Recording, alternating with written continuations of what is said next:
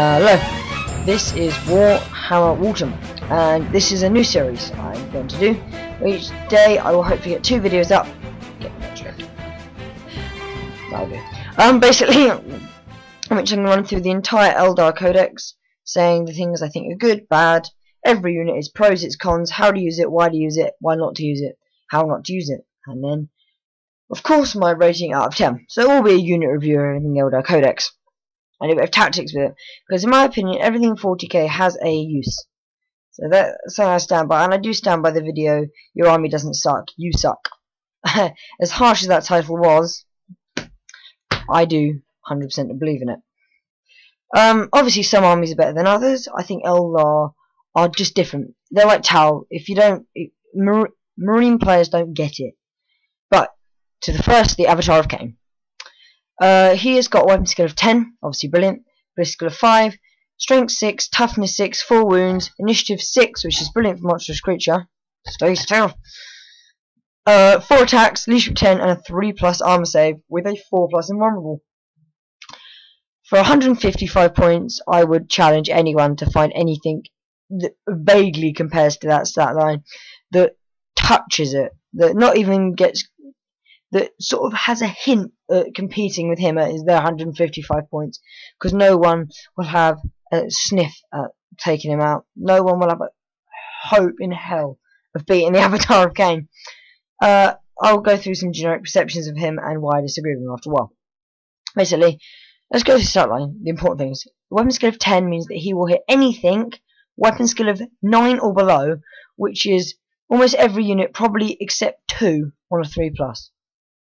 Which is amazing. His attacks will ignore your armor saves. No matter what your armor is, monstrous creature, attacks ignore armor saves. Also makes him very, very good. So in combat, he's basically always wounding on his 2.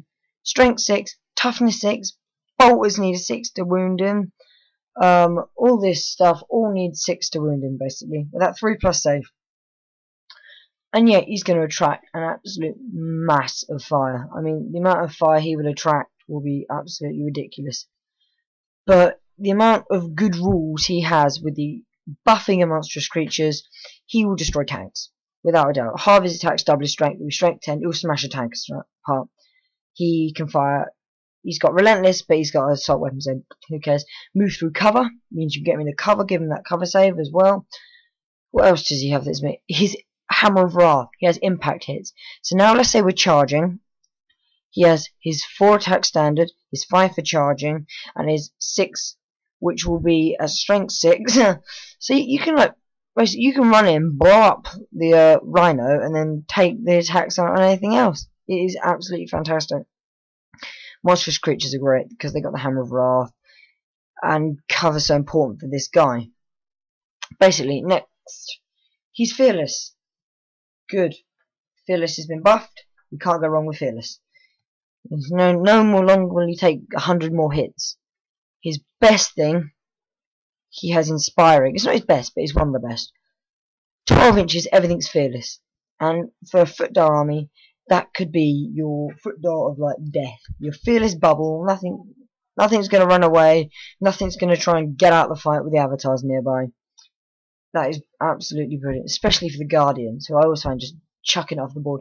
Because I'm a big fan of Guardians. In my general army, we can run through my armies later in other series, but I always try and get a couple of squads of Guardians, squad of Dire Avengers, and squad of Pathfinders, because I don't see the point of not upgrading them. Rangers aren't as good. Basically, so yeah, that 12-inch bubble is so useful, and anything that falls into his 12-inch bubble automatically regrouped. That was FAQ'd, which is a huge point to remember with this bad boy. We then got, each of you is going to be 10 minutes by the way.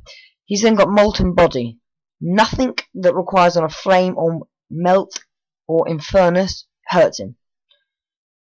Hellstorm templates doesn't hurt him. Nothing of this stuff hurts him. It's so good because, especially against Salamander's lists, the Salamander player jumps out like melt a fire. Oh, whoops, never mind. We'll live. No, you won't. That's about all they can say for special rules. They're all brilliant, and that is one of my favourites. Wailing Doom is his weapon. It's a 12-inch melter gun, basically. Strength at AP1. I heard some ridiculous comment of form the other day. Oh, it's great for Overwatch. Well, it's not great for Overwatch. Let's not kid ourselves.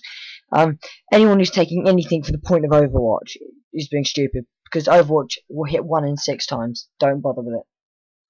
This thing is good for when you're about to assault. You get within your 6 inches. He doesn't have fleet, you have to remember, which is important. He doesn't have fleet, so he's not that fast. Now, you have to remember, you can just pop out, I don't know, if the power fist is in a bad position or something, you can get rid of that. Independent character. He's not an independent character, so we can't join a unit, which is a problem, because Eldar and this guy would have been a formidable force. I would have loved them. Nah, this unit doesn't exist. So, how to use him quickly, and then pros and cons. How to use him? Just give him. He's got to be in an army with a Farseer. If you take this guy, do not bother an autarch. In fact, don't bother an autarch. Full stop. And that's the autarch video. Pay yourself, because I do not like that. You got to take a Farseer with him. The Farseer's got to have fortune, fortune, and fortune, and fortune, and fortune him. I mean, it's got to be Eldar, and this guy is probably the greatest combination. There's 2 really good combinations of HQ. You either take 2 Farseers or Eldar and this guy. This is obviously the more expensive option. 2 Farseers is cheaper, depending on how you run the rest of your army. That is up to you and you alone. So I always try and run. If I run an Avatar of Khaine, I run him with Eldrad. If I don't, then I have the 2 Farseers. Basically, is the rule. And you cast Fortune on him, so he's re-rolling. You can't win, you can't hurt him, and he will get there. Basically, so he's in a bit of cover with his re-rolls, smashing through the cover. He is brilliant. Outline that, he is absolutely brilliant. As I say, anything for 155 points, you find it, and you tell me, I will be shocked. Next great thing about him, I've got to say this. Next great thing about him, other ways to use him, I can't really see another way. I mean, don't run him down the middle. Keep some Guardians near him. That's what I like to do. I like to fortune him with a bubble of Guardians. Because remember, I want Eldar and him. This is like my little combination I play. I have him, 2 squads of 20 Guardians next to him, each with a Warlock with Conceal. Hopefully in a bit of cover. They're fearless. I cast Fortune on the Avatar and one of the squads, so they can reroll their cover save, because it is saves, not armor saves. It's important to remember. I then cast Doom on a squad further up, so that all the shots are volleyed, and I have scatter lasers in each squad. That's just important to remember. That's how I like to play it. So they're fearless, they're bombing up the field, and the enemy has just really got to kill them.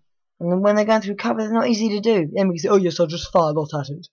Well, you don't always have that firepower. With a 4+ rerollable, if I'm rolling well, maybe a 3+ rerollable, and then if he falls, the Guardians will make it.